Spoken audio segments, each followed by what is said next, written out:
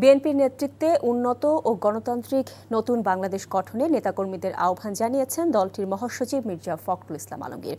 তিনি বলেন, আগামী ফেব্রুয়ারিতে নির্বাচনের মধ্য দিয়ে দেশ সঠিক দিশা এবং গণতন্ত্রের পথে ফিরবে।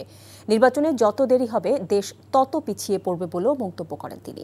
সিলেট থেকে আনিস রহমানের ক্যামেরায় সজল ছত্রী রিপোর্ট। বিএনপির প্রতিষ্ঠাতা সাবেক রাষ্ট্রপতি জিয়াউর রহমানের রুহের মাগফিরাত ও দলের চেয়ারপারসন বেগম খালেদা জিয়ার সুস্থতা কামনায় সিলেট নগরীর একটি কমিউনিটি সেন্টারে দোয়া মাহফিলের এই আয়োজন।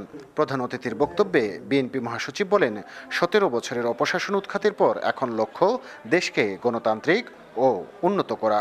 এমনি হঠাৎ করেই এই হাসিনা পালায় নাই, বহুদিনের সংগ্রাম, বহু মাতার কান্না সব মিলিয়ে এই আমরা ফ্যাসিবাদ মুক্ত হয়েছি।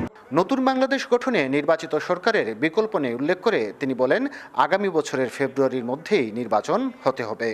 সরকারকে বলতে চাই, অন্যান্য রাজনৈতিক দলগুলোকে বলতে চাই, যত নির্বাচনের দেরি হবে তত বাংলাদেশ পিছিয়ে যাবে, বিনিয়োগ আসবে না, মবক্রেসি আরো বাড়বে, জুডিশিয়াল সিস্টেম ভেঙে পড়বে, আইন শৃঙ্খলা পরিস্থিতি ভেঙে পড়বে। সেই জন্য দরকার একটা নির্বাচিত সরকার। এর আগে সকালে সিলেটে পৌঁছে হযরত শাহজালাল রহমতুল্লাহ আলাহি ও শাহপরান রহমতুল্লাহ আলাহির মাজার জিয়ারত করেন বিএনপি মহাসচিব।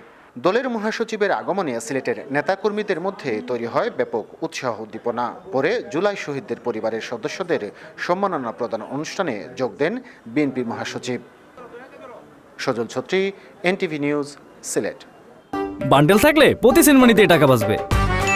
বিকাশ সেনমানি বান্ডেল কিনে জিতুন প্রতি লেনদেনে।